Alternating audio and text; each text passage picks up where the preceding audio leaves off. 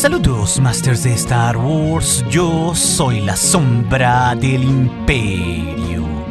¿Qué? La sombra del Imperio. Hoy, Masters, como cada semana, resolveremos 5 de sus preguntas que me dejaron aquí en YouTube y en el Patreon, siendo la que titula el video sobre si el Bad Batch será lo último que veamos de clones en el Filoniverse, la quinta pregunta más importante en este video en la que tendremos un especial y particular enfoque. Así que si tú dejaste un comentario aquí en YouTube en Patreon y no está en este video, recuerda que siempre recibirás una respuesta personal mía a una pregunta si tienes un rango sí de los 4 que tengo en Patreon aquí en YouTube como un miembro del canal, sino que también recibirás emojis personalizados o aparecerás en los créditos y de paso nos apoyarás a concretar todos los números del Comic Fan Story de la Sombra del Imperio, del cual de este tema ya hicimos una actualización detallada como vemos en pantalla, la cual esta novela gráfica ligada a Vader de 5 números se publicará gratuitamente en este canal cuando esté terminada. El enlace como siempre estará en la descripción del video. Y claro, Master, recuerden que también nos ayudan con sus super gracias en los comentarios, que entran también en esta dinámica contestando sus preguntas del día. Es así que nuestra primera pregunta, el Master Alejandro Chablé nos cuestiona: ¿veremos a más personajes raros de Rebels en la serie de Ahsoka, como el agente Calus, Visago o Hondo Ohnaka?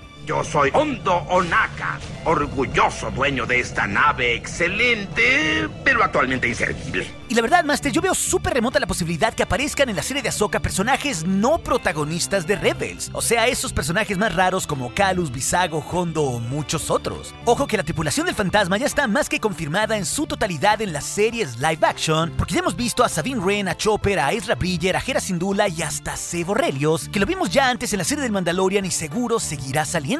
Y aquí también, Master, habría que considerar a Jacen Syndulla, que también es un espectro, que no dudo que pueda llegar a salir en el live action.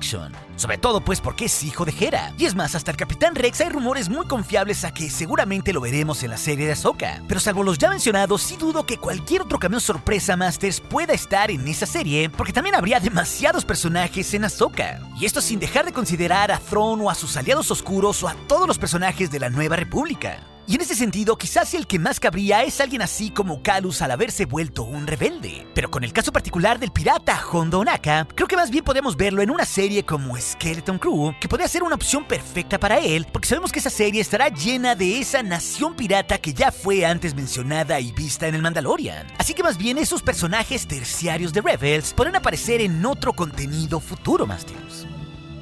Es así que nuestra segunda pregunta, el Master Darth Atrus nos cuestiona: ¿veremos a Boba Fett o a IG-88 en el videojuego de Outlaws? Y bueno, Masters, aquí creo que hay muy buenas chances, porque Star Wars Outlaws es un contenido centrado en los mundos bajos criminales, en cazarrecompensas o hasta en estafadores como su protagonista K-Bess. Y ojo que canónicamente este videojuego sucede entre los sucesos del Imperio Contraataca y el regreso del Jedi, justo en esa época pues donde Boba Fett, IG-88, Sucus, Bossk, Forlum y muchos otros fueron individuos súper famosos y hasta donde ya vimos la guerra de los cazarrecompensas en los cómics, donde casi todos ellos le disputaron a Boba Fett el premio que significaba el Han Solo congelado en carbonita. Un curioso premio congelado que justamente ya lo vimos en el tráiler cinemático de Outlaws, Masters. Y concretamente lo vimos en esa escena con Jabba el Hutt felizmente caminando en Tatooine con un Han Solo al lado de sus 2 Gamorreans. Vaya, esta escena por sí sola, fuera del tiempo en el que se da este juego, sí eleva mucho las probabilidades de ver cazarrecompensas famosos, Masters. Y además creo que precisamente lo que le falta a este juego es unos cameos jugosos de viejos conocidos de la saga que vivieron en esta era. Unos cameos que por el momento están escondidos salvo el caso de Jabba.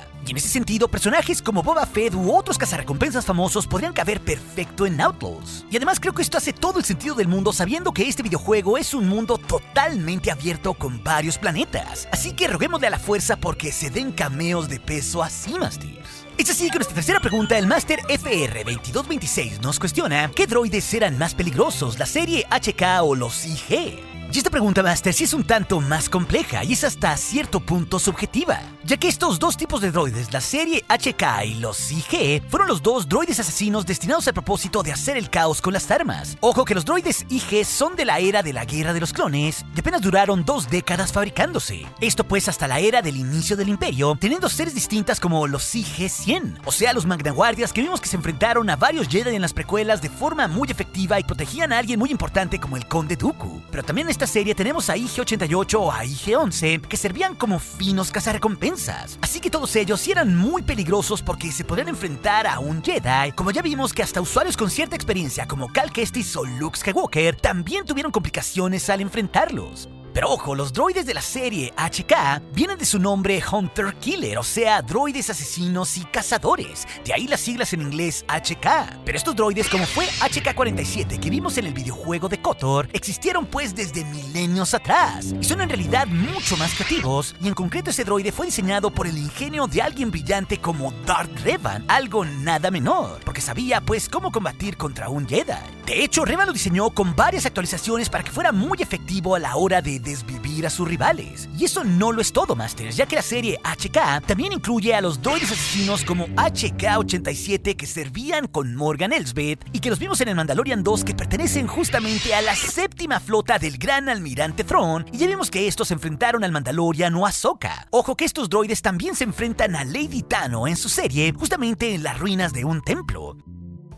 A lo que voy es que estos droides fueron diseñados hasta para asesinar Jedi y duraron vivos muchos milenios más que los droides IG. Así que en este sentido, Masters, esto sí es una carrera cerrada, pero principalmente porque se siguieron usando por milenios los HK. Esto a diferencia de las 2 décadas que duraron los droides IG, por eso pues me decanto por los primeros. Fuera del gran hecho nada menor de que los droides HK fueron diseñados en parte por Revan y que la mente más inteligente de todo el imperio, o sea Thrawn, también los usaba como guardaespaldas para sus aliados. Esto pues como ya lo vimos en el Mandalorian. Por eso creo pues que los HK son mejores. Es así que nuestra cuarta pregunta, el Master Ultra Power nos cuestiona ¿cuánto costaban las naves del Imperio Galáctico?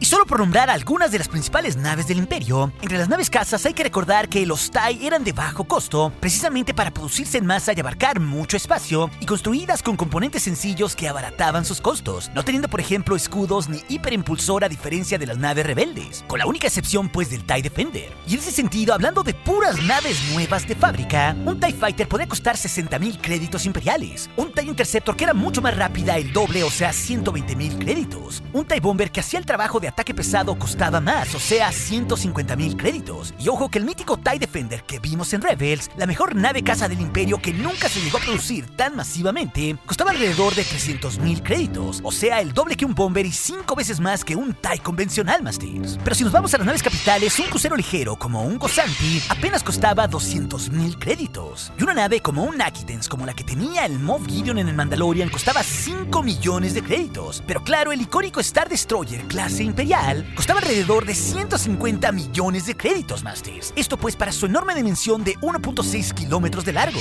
Así que esto aclara el panorama del costo de las naves imperiales para sus principales naves cazas y capitales. Es así que con esta pregunta final que titula el video, el Master Darth Atrus nos cuestiona si la serie del Bad Batch será lo último que veremos de clones en el Filoniverse. Y bueno, Masters, este tema tiene varias aristas y cosas a considerar, pero personalmente yo no estaría tan preocupado de que los clones desaparezcan de la faz de la Tierra en Star Wars, precisamente porque ahora vamos de la mano de Dave Filoni, y no hay que olvidarnos que él inició su carrera precisamente con clones en la serie de Clone Wars.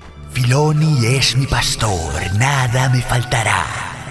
Y personalmente, Masters, estoy seguro que tras que veamos la temporada 3 del Bad Batch, seguramente en 2024, los soldados clones no se irán a ningún lado en las historias de Dave Filoni y el resto del canon de Star Wars, porque siempre podrán aparecer por aquí y por allá, como por ejemplo ya vimos ese cameo del soldado clon que apareció en la serie de Obi-Wan Kenobi en Daiju. Así también como tenemos historias diferentes de los tiempos después de la Guerra de los Clones, con distintos soldados clones que sobrevivieron mucho tiempo, como por ejemplo el Capitán Rex, Wolfie o muchos otros.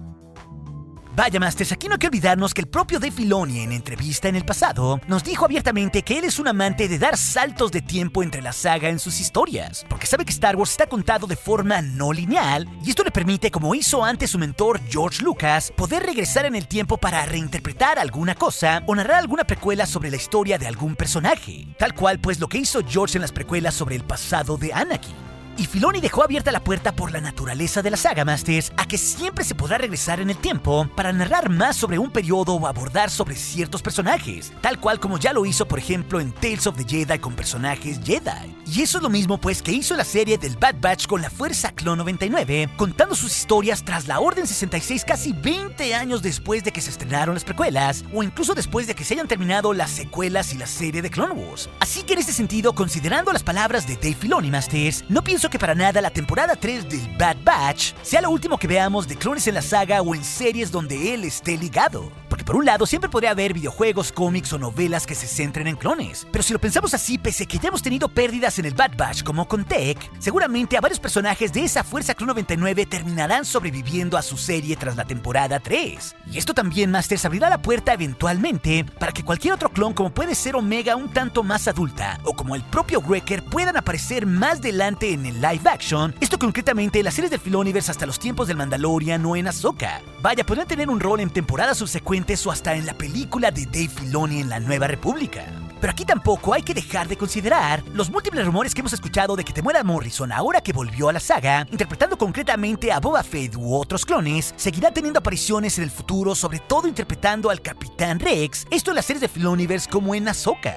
A lo que voy es que hay un montón de posibilidades donde podríamos ver a clones en diferentes periodos del tiempo de la saga, ya sea en la era imperial o en la era de la Nueva República, o inclusive podría haber otro contenido animado que por ahora no vislumbramos donde haya un soldado clon tras que finalice el Bad Batch, y esto podría ser en cualquier era. Y la pregunta del millón es a qué clones podríamos ver en el futuro, Master, ¿cierto? Y creo que aquí los candidatos principales, como ya les decía, son sí el Capitán Rex para las series del Filoniverse, esto claro al ser un fiel compañero de la infancia de Ahsoka. Pero también podría caber el comandante Wolfie al ser otro rebelde que luchó abiertamente en la guerra civil.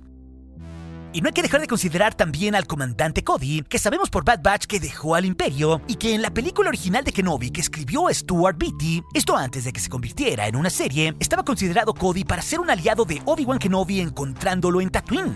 Vaya, eso para nada es un detalle menor porque lo tenía considerado Lucasfilm. Y de igual forma creo que entran aquí todos los clones que puedan sobrevivir a la temporada 3 del Bad Batch, que seguramente será muy desgarradora y tendremos varias pérdidas. Esto pues como con la que ya vivimos con Tech. Cuando hemos seguido órdenes.